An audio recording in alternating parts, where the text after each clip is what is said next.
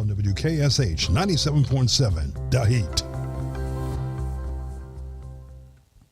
Good evening, good evening, good evening. I'm Calvin Lester, that's Stephen Jackson, and we thank you for taking some time this evening to engage in what we pray is a fruitful and enlightening conversation. Before we get started, we always take a moment to thank our station owner, our station manager. He's the baker, the caker, and the candlestick maker, Brother Johnny B. He has provided us with this awesome platform, and I'll tell you, on days like today, it's really important that we have platforms like this to advise you, the people, about the things that are going on around you that you probably did not know and not privy to. So we get to go to some rooms that a lot of folks don't get to, and we come on this show and report out what's going on. And so we thank Brother Johnny Antoine for giving us this very powerful platform to keep you guys involved and informed on the issues that matter. Thank you, Brother John. How you doing, Stephen? Man, I'm good. Happy Friday, Junior. I can't say that or echo that enough as well. This is a community-minded radio, and it gives us an opportunity to bring issues that's why we call it issues that matter. Right. Because it's issues that matters to you. We hear a lot of news, a lot of people talking, a lot of noise, but it's stuff that doesn't really, and that's why we try to focus on local issues, state issues, because we want to talk about stuff that really affects your everyday life. Mm-hmm. You know, whether it's, crime, whether it's economic development, whether it's mental, spiritual issues, financial issues, what is going on that affects you, because there are a lot of talking heads out there. And right. So thank you, Johnny, for having this community-minded radio. How can people participate if they want to participate? If they want to participate, there's a couple of ways you can do it. You can call us at the hotline, 318-779-0459, 318-779-0459, or if you're watching on Beyonce's internet, it's still Beyonce's internet, of course. Send us a message in the chat, and we will pay attention to it, and we will respond. And we would love to hear from you, because there's a lot of stuff going on in the city right now, Brother Jackson. What we talking about right now? Yeah. Are we gonna do headlines? Let's do some headlines. So let's talk about for our headlines. I got one. Go ahead. So I saw today that that there has been, in the state. No, I'll wait for that, because that's good bill, bad bill. So let's use a national issue. You've been watching television, and I'm sure there's a lot of conversation going about the immigration piece, right? And so people are upset that this whole Title 42 is ending. Mm-hmm. What Title 42 does, it gives the United States government and Homeland Security the ability, when people try to immigrate to our country, to turn them around immediately. When that expires, they're going to go to something called Title 8, which is going to require the federal government to sit down and talk to folks, find out what's going on with them, and then make a determination of whether or not they will get asylum or not. People are up in arms saying, Title 42 is going to go away. There's nothing that's going on. But the way I read the statute, there's going to be some guidelines that's going to require folks to have sought asylum in places like Mexico. So if you ran through Mexico, did not seek asylum, if you try to come into the United States, you're not going to be able to get in. And so that's going to turn some people around. To me, this whole argument is disingenuous. And I say it's disingenuous because those major corporations who are owned by white males who typically are billionaires and vote Republican have no problem with those men coming here and working these construction jobs and paying them less than minimum wage or little or nothing. They don't have a problem with that. Right. But they try to demagogue the whole situation. But the fact of the matter is, if those folks wasn't hiring the immigrants to do that work at dirt cheap prices so they can make more money, all those immigrants wouldn't be trying to get into the country. So that's that. But stay tuned, because the politics of it is they're going to try to hang this around Sister Kamala Harris's neck. And we ain't going to stand for that. So what else you got? Yeah. Well, on a local issue, I noticed that there was a bit of a, would I even say kerfuffle, or I don't even know the word to use. That's a good word. Or a manufactured crisis around an incident that happened last Friday. or maybe Saturday. Okay. Depends on how you look at it. Right. Where there were party goers, revelers, Cinco de Mayo in the street, Right. on Spring Street. They kind of, were out dancing in the street. Some would say blocking traffic-ish, maybe. And As if there's traffic in downtown Shreveport at 4:00 in the morning, but I'm sorry. I'm sorry. No, you hit the nail on the head. And so there's this, there have been a select few, Right. what I like to call a vocal minority, Selective outrage. talking about, oh my God, this is lawlessness. Oh yeah. And we need to revoke people's license. Yeah. Whoever did this, we need to revoke their license. Yeah. You've had clubs to get shot up, Come on, man. and they ain't talked about revoke people's license. Come on, man. But because y'all see a couple kids dancing in the street, Right. nobody got shot, No. nobody got hurt. No. I don't know that anybody called and complained. I don't think so. The 18-wheeler that was there, the guy looked like he was enjoying it. Correct. So I'm trying to figure out what is the issue. The issue is you Negroes and your Negro children came to our downtown and spent your money and had a good time And then go home. and didn't immediately go home. And then go back to Mayberry. Mind you, the people who are doing the complaining, they don't come They downtown. don't come downtown after hours. Listen, man, I am 52 years old. Anybody who's my age, I'm going to say 2 words, Johnny B. You'll appreciate this. You ready? Denims and diamonds. Okay. For those of us in my age group, Denim and Diamond was a club downtown. I want to say D&D was where the sandbar is. And that parking lot, that's a municipal parking lot, that same place where the kids were congregating, those kids' parents, sometimes grandparents, which would be me, would come home and there would be thousands of us on the parking lot because D&D, you had to be 21 to get in and they wouldn't let us in. That's Johnny will tell you, that's how tight the club was, that you would be a college student and couldn't get in. That's how much they're in demand. So what we would just do is we would drive to the parking lot and be at the parking lot for hours.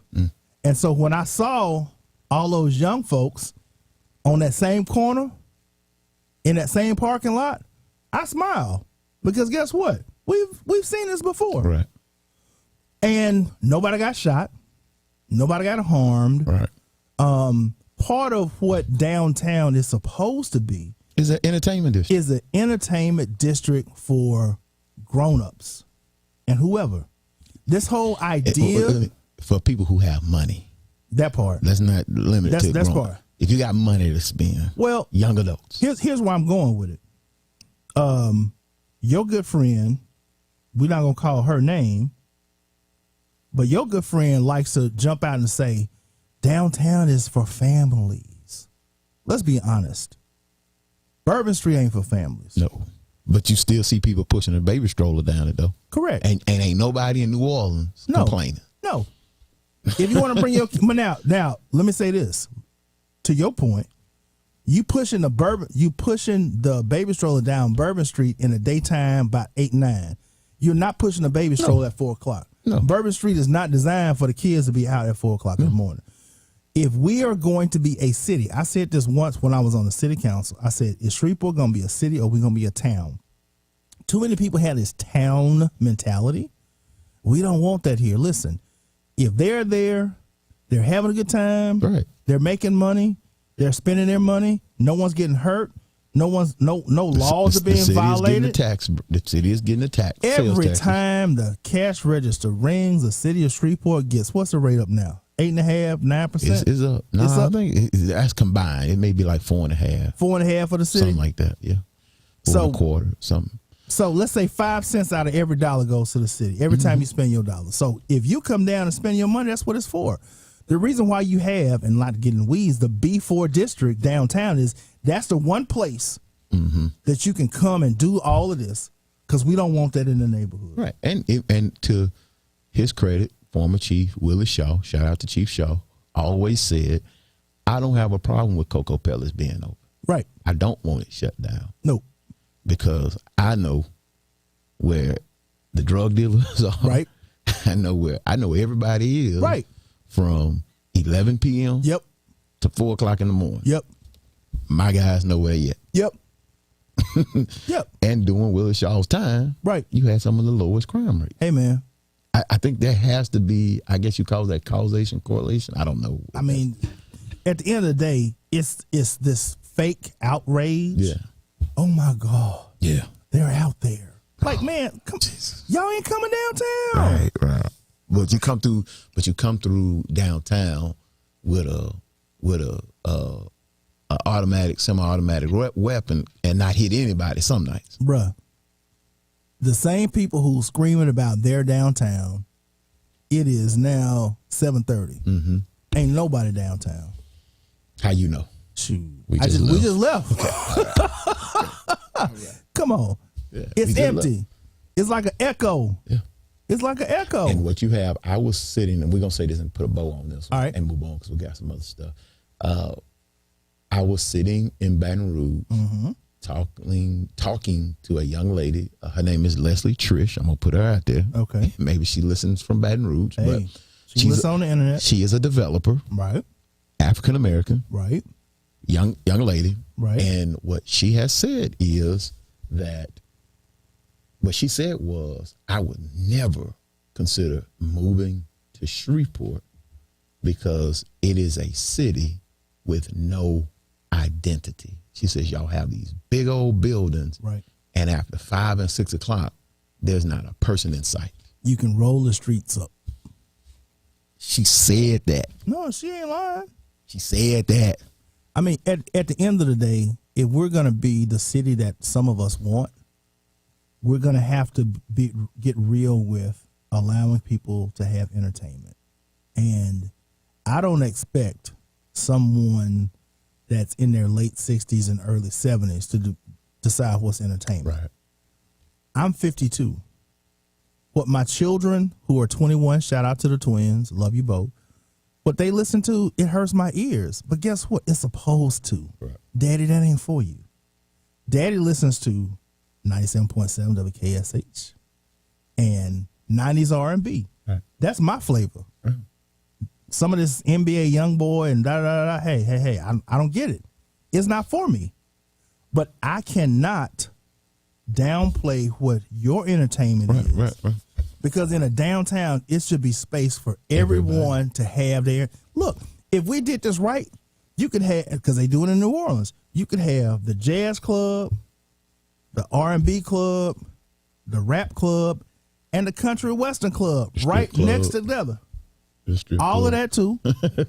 Well, yeah, no bucket neckedness, but right. But I mean, it is there. So right, we gotta figure get out better what now. do we want to do. Yeah. And there was someone who said that, and I find myself saying it more often than not. But he said it.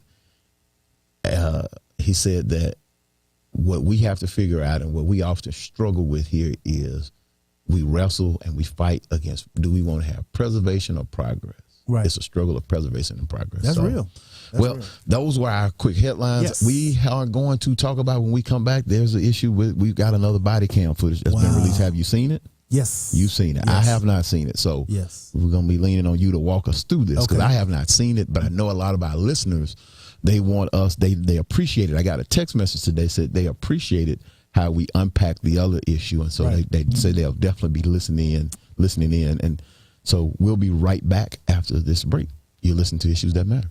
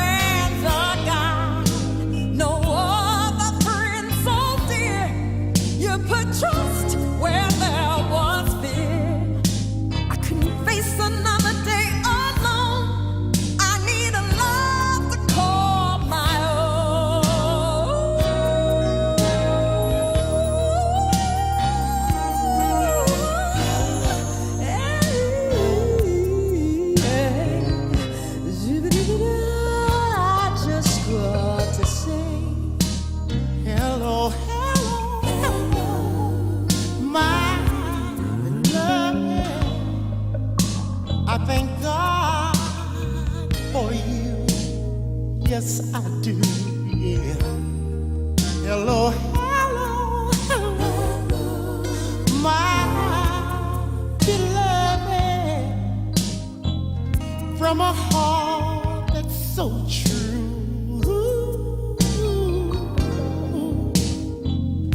When I had no place to go, you came and opened up your door. You took the time to care when I was drowning in despair. Nobody knows like you all the hell that I've been through. Hello, hello,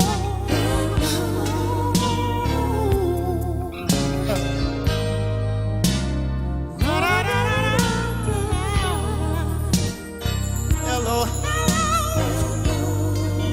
my beloved. I just called to say Hello,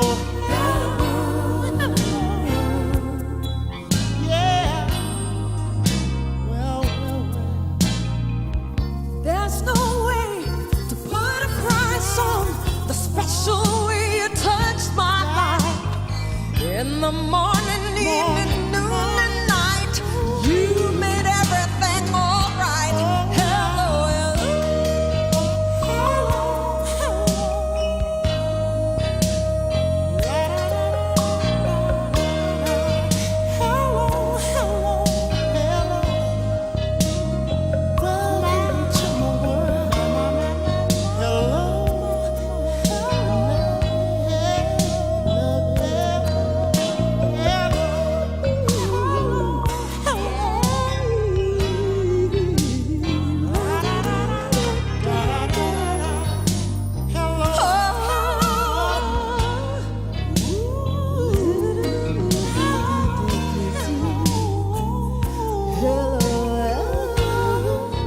welcome to my world.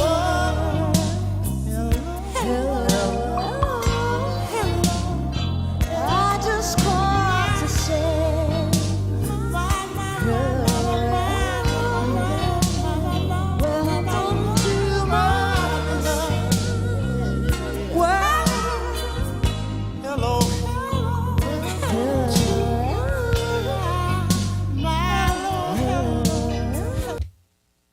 What was the one? Issues That Matter with Calvin Lester and Stephen Jackson Louisiana. on WKSH Right there next to 97.7 The Heat.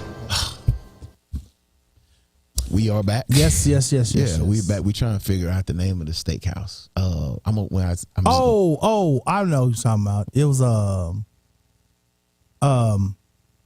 the Village Grill. Village Grill. Yes. I never got a chance. That was a nice place. I never got a chance. That was a nice. to That was a nice.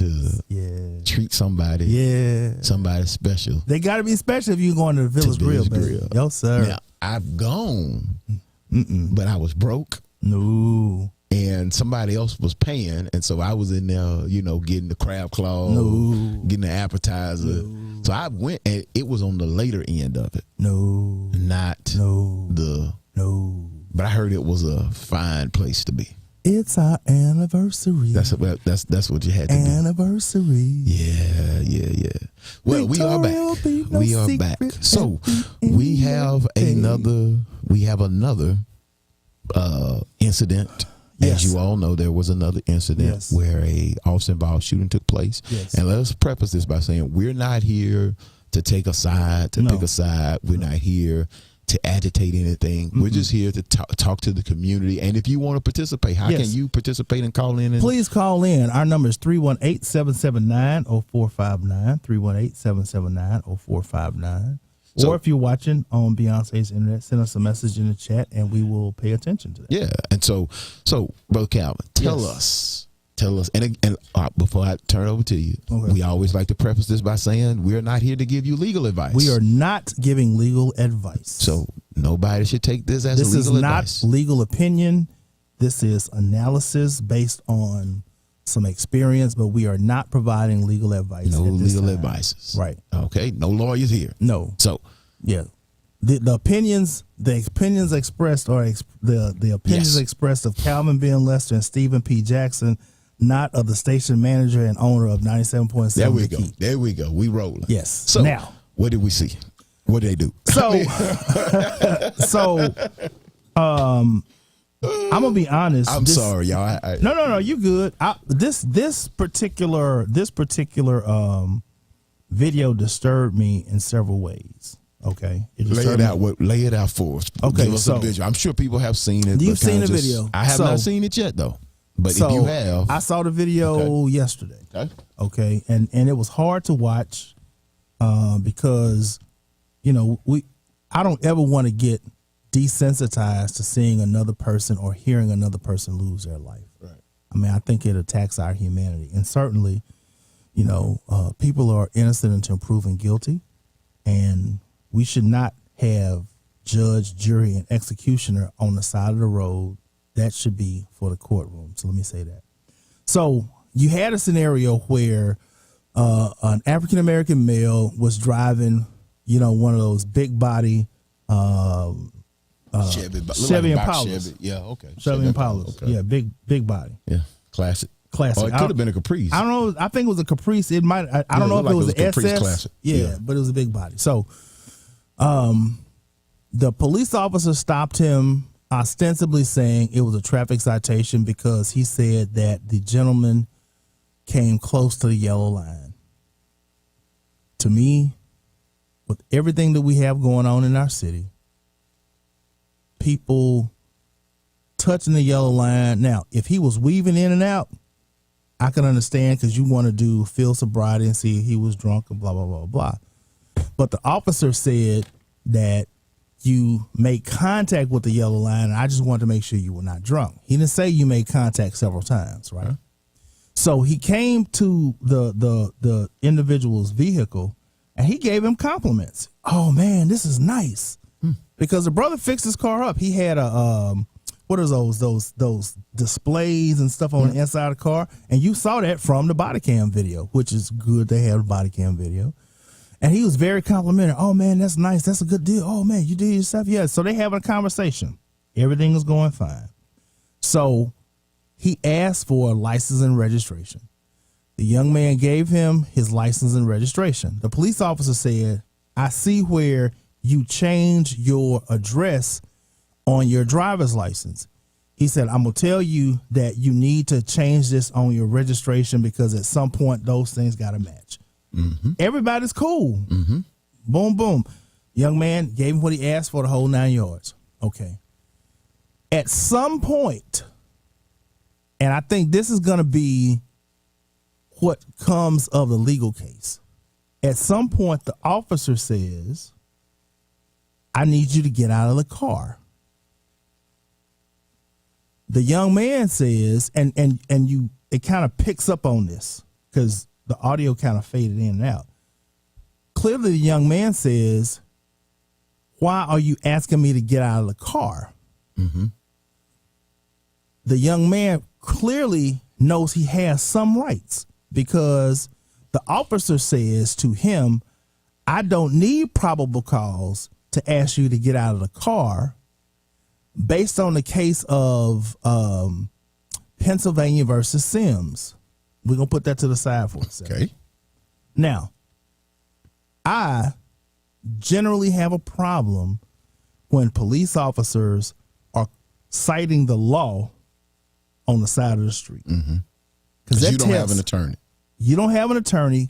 You didn't go to law school, and it tells me that you already have a mindset of where you're going. Right. Your verdict. You already have decided what you are going to do. Right. If you're citing the law. If you're citing the law. So he cites the Pennsylvania he versus. Said, you can hear, I listened to that part at least 10 times because really I wanted to hear. I was like, wait a minute. Because what he could have said was, "I don't have to have probable cause to ask you out of the car." I'm giving you a legal command. I'm giving you a legal. That's all he had to say. But he says the case of Pennsylvania versus Sims says, "I don't have to have probable cause to ask you to get out of the car." What I would be trying to figure out is, is that an SOP? Is that Clearly. a standard practice? It clearly is a standard practice because he pulled it out. So now let me park. No. I'm saying a systemic stand. Like, is this what every officer does? So here, let me park this there. We're gonna put a pin in that. The case that is cited more than any other case every day is a case of Terry versus Ohio. Terry versus Ohio says an officer has a right to pat you down for officer safety to make sure you don't have a gun so that you can hurt the officer. If the officer comes up to question you, he doesn't really need probable cause. He needs to have what the law says is reasonably articulable suspicion, which is less than probable cause, and they'll find it because you blink your eyes. But the idea is, for officer safety, I can pat you down. And the Supreme Court has held that case comes from like 1967. Okay, it's still good law. It's cited every day.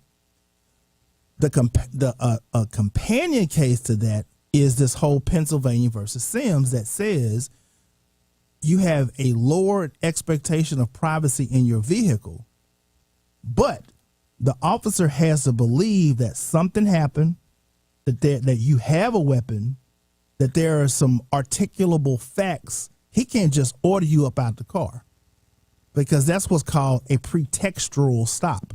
I can't stop you and ask you questions so I can search your car. Right. If you're going to stop me for a violation, you give me a violation, let me go. Right. If in the process of having a conversation, you plain view see something that says I have a weapon, then you can do that. So the question that I have is, at what point, because at the point where he asked the officer asked the young man to get out of the car, the young man had been compliant. Right.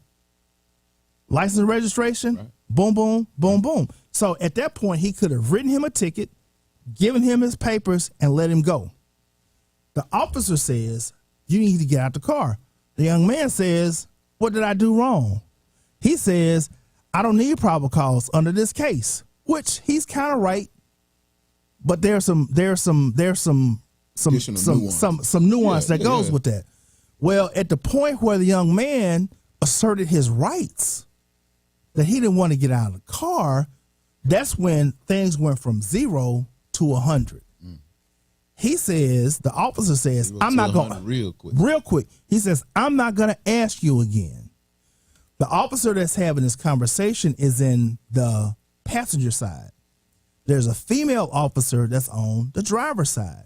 She says, hey, just get out the car.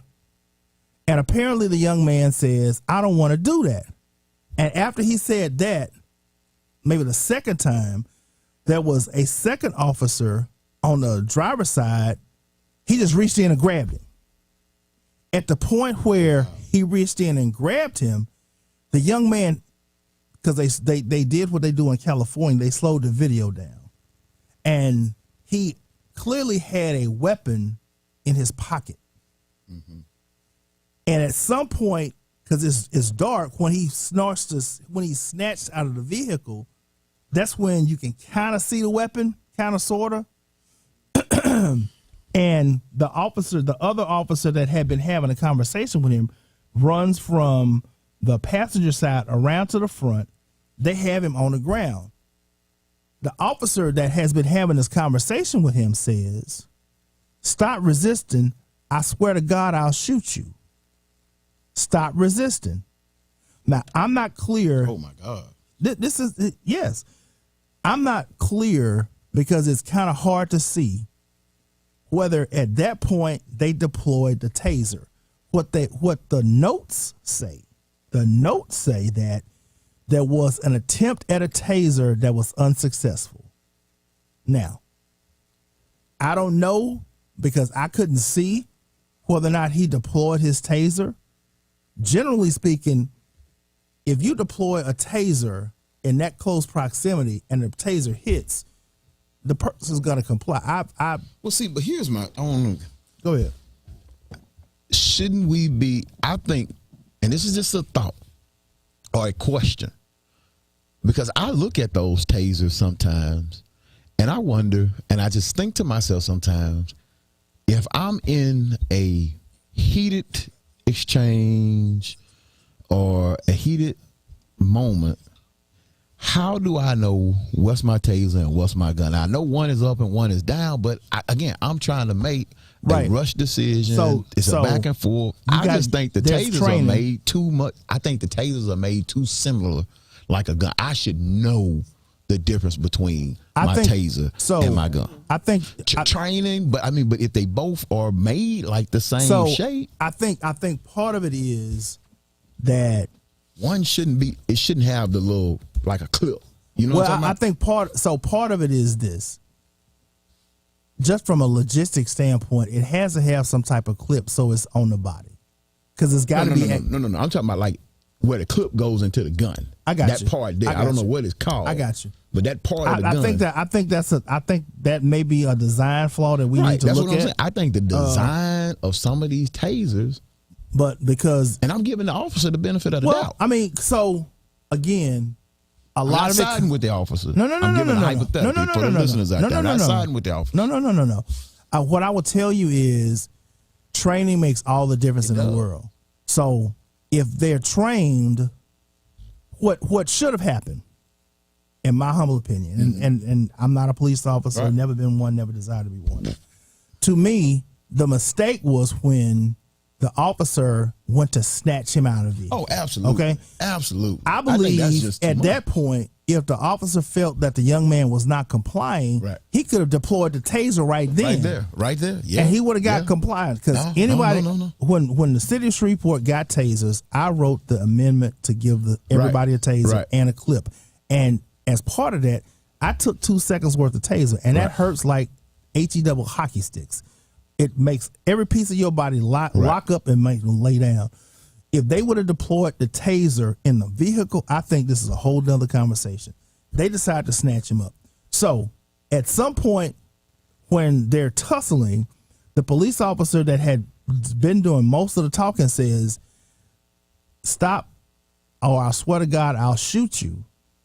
And then at some point you hear some back and forth, and then he screams. The same officer screams at the top of his lungs.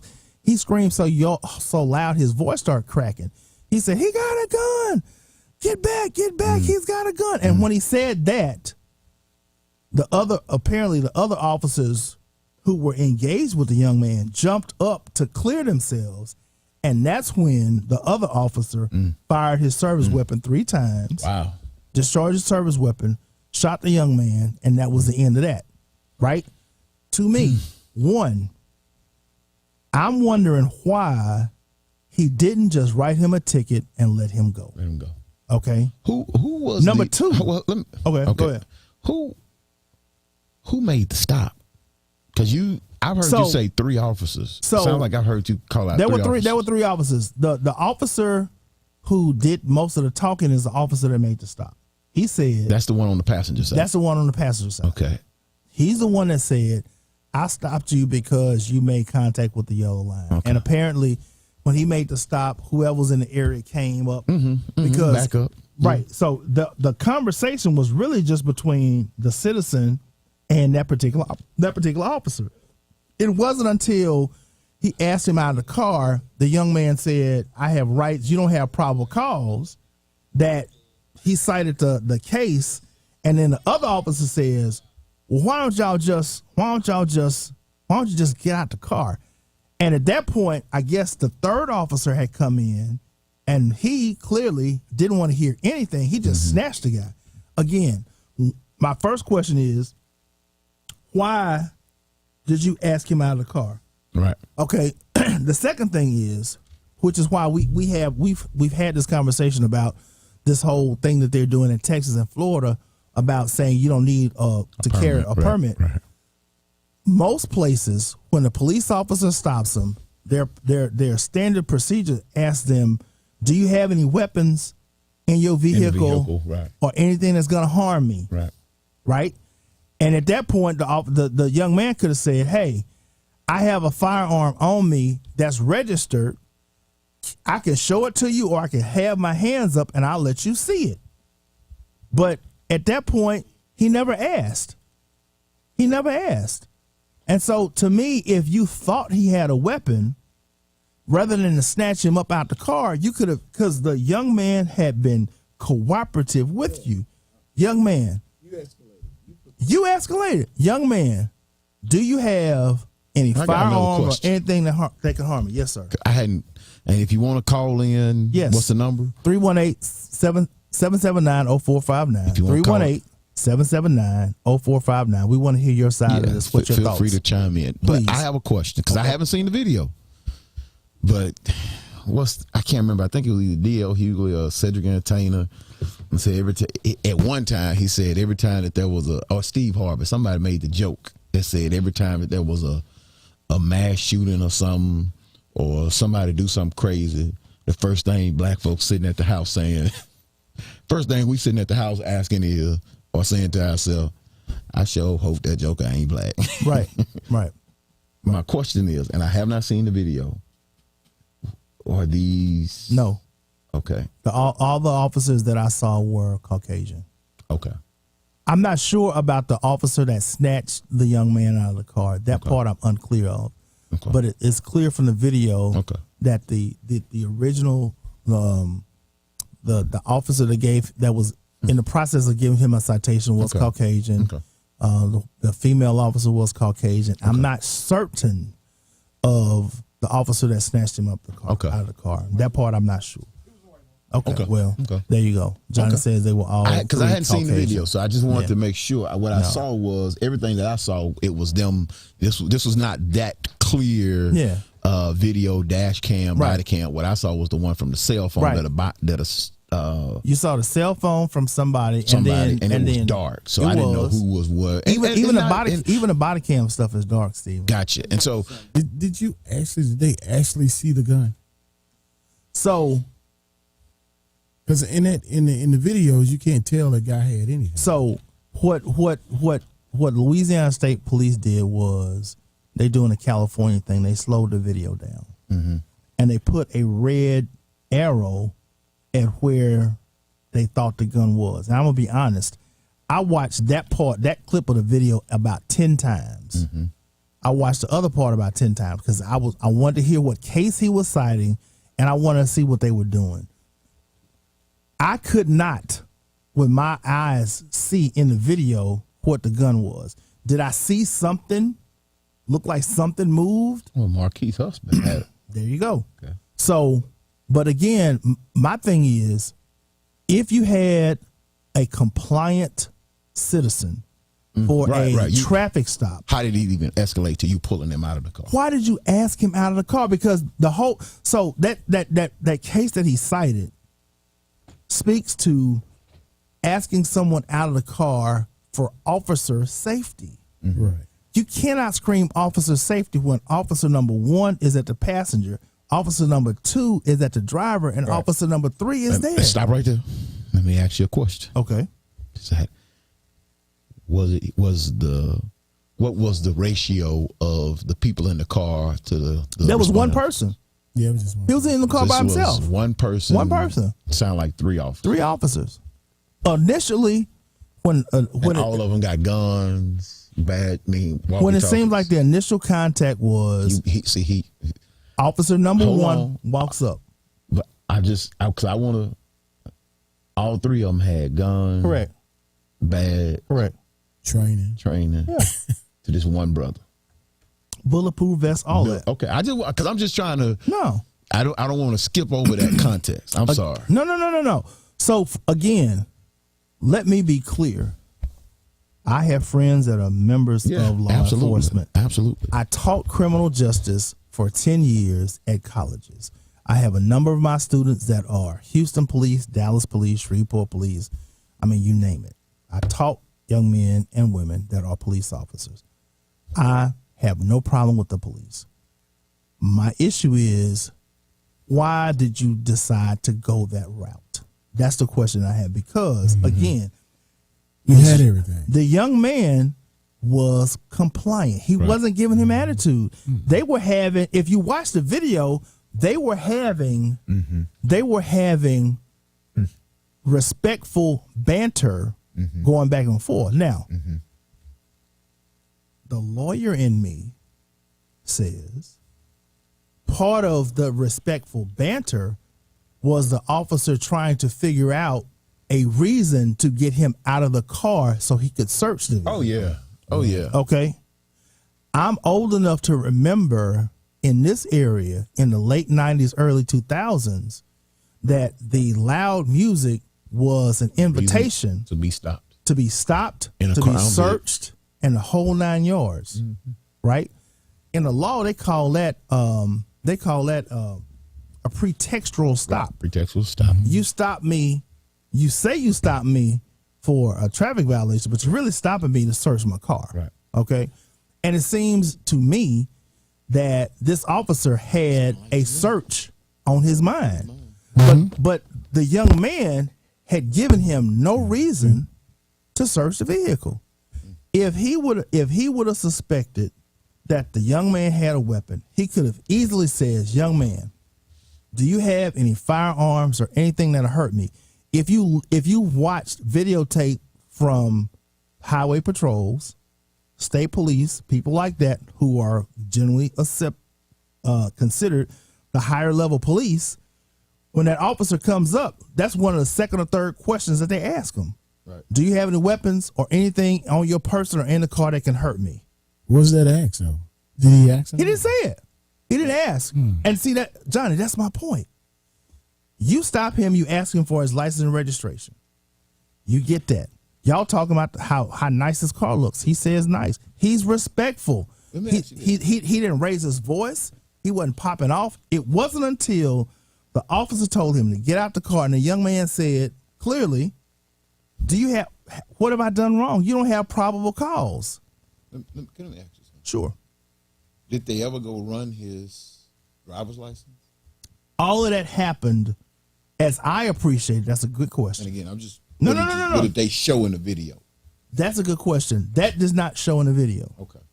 Because to your point, let's say they ran his So he was license. a fugitive or something. If they saw he was a fugitive, all bets are off. They would automatically pull the gun. Right, man, because at that point it's what's called Right. There's a That's what I'm trying to get search to. incident to an arrest. Right. And that is one of the exceptions that require a warrant. So if there's a search incident to an arrest, then they don't have to have probable cause. You've got a warrant. They can search you. They can arrest you. But from what I saw in the video, the question that I have is, why did that officer ask him out of his car? I would be It interested to made no know sense. what dispatch. I'd be interested in the dispatch conversation. Be interesting. What But like I triggered- said- to try to answer your question, Yeah. is what triggered this something that's dispatch. I don't know. Was he a Send- felon or something? Was the guy- Well, I was think the that guy he that- was a felon, but I mean, And he definitely wasn't going to tell you he had no but a gun. felon He don't a mean felon. you're inherently dangerous either. Well, it's not. And if you're a felon that has served his time, Right. and let's say you're a felon, you're still on paper. Right. Touching a yellow line Right. as a felon does not require, Not a death it's not a death sentence, and it certainly does not allow a pretextual stop or a search. Right. It's not allowed. And if Now- he thought he was drunk or something, he should have came out and Field said that, sobriety. right? He could I have need done to a do field sobriety Because you're test. saying you bumped the line, okay? But he Maybe didn't- that's he why they didn't was do- asking him out the car. But no. What he What he should have said was, "I'm right, going to field exactly. sobriety." He didn't do that. Mr. Citizen, Gotcha. would you please step out of the vehicle? Gotcha. You touch the line, and I'm required to do a field Right. sobriety. What we gonna Right, do is right. Please step Now out. that's what I hear.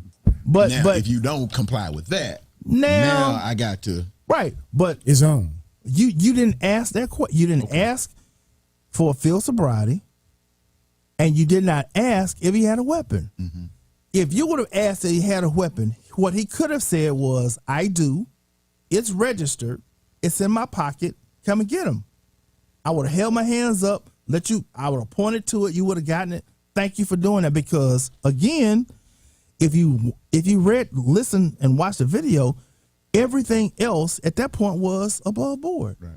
It wasn't until the officer decided to snatch him out of the vehicle that things were left. And the young man, sad to say, knew something about his rights And when he expressed that I have a right to drive my car and you don't have a right to stop me and pull me out, that's when everything went left. Now, here's what I'm going to say, because I'm a parent. Comply. Always. Be respectful. Be respectful. Always. Come home and let mom and dad handle it on the back end. Or your lawyer. Or your lawyer. Because mom and dad going to hire a lawyer for you. When you are out there on the street and you have a police officer that throws the law at you, that's odd. That, to me, that tells me I got a cowboy right there.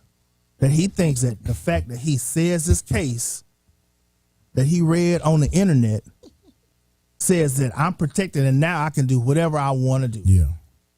We don't need that. We don't need that.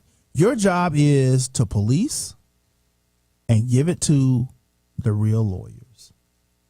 I don't need you practicing law on the street.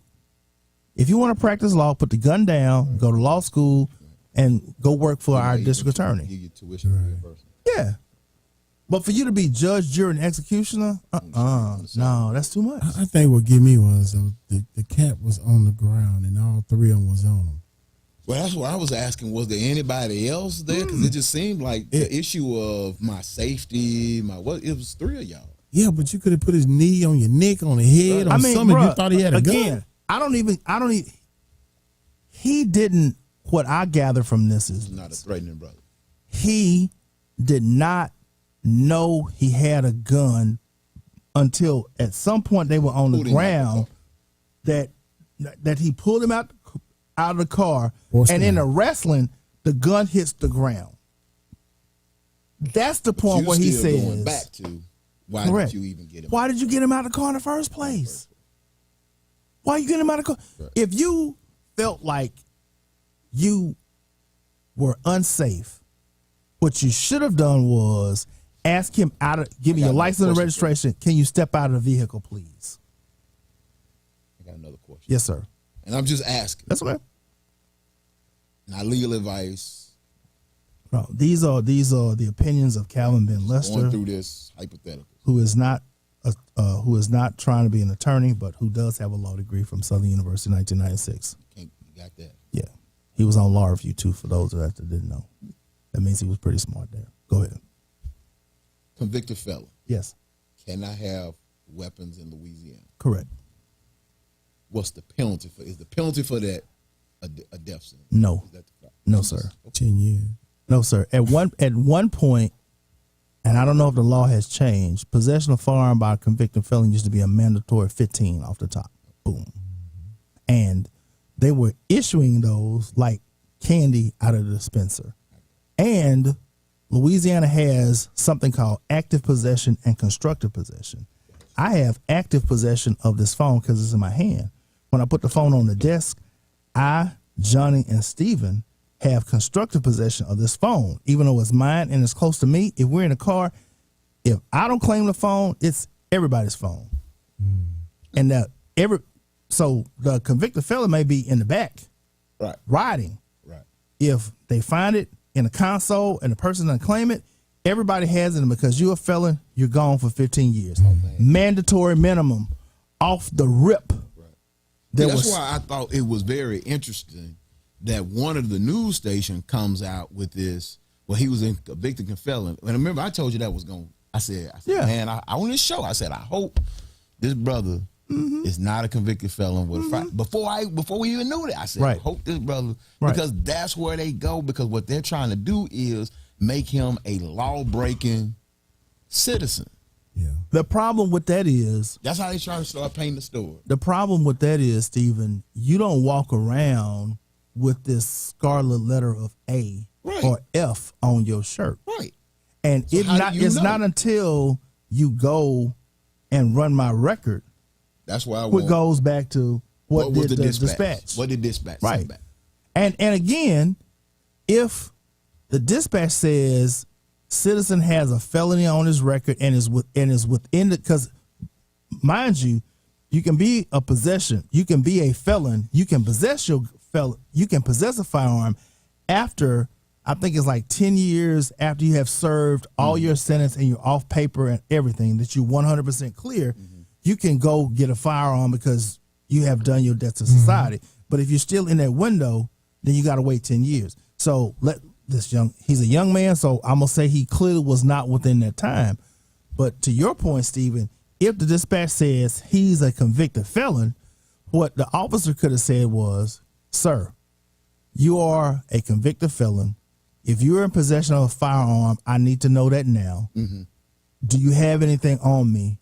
But the fact that he is a convicted felon, in my mind, does not make him more dangerous than any other citizen. That's what I'm. Because his felony could have been inherently a danger. His felony could have been stealing money. His felony could have been white collar crime. Right, white collar. He could have sold false securities to somebody. You know, he could have done the thing with the checks, what they call it, check kiting or something like that. You know, he doesn't have, just because he has a felon doesn't mean he's an armed robber or he's a murderer. He's too young. He wouldn't have been out like that anyway. 9 times out of 10, if he had a felony on his record, it's probably drug related, which is not a crime of violence. And if it's not a crime of violence, then now you can't say that he's inherently dangerous and you need your safety checked. Like I said, there are so many questions with this. For me, again, and we're going to end it there, why did he ask him out of the vehicle? To me, that's when it went left. And I would love to hear somebody from law enforcement.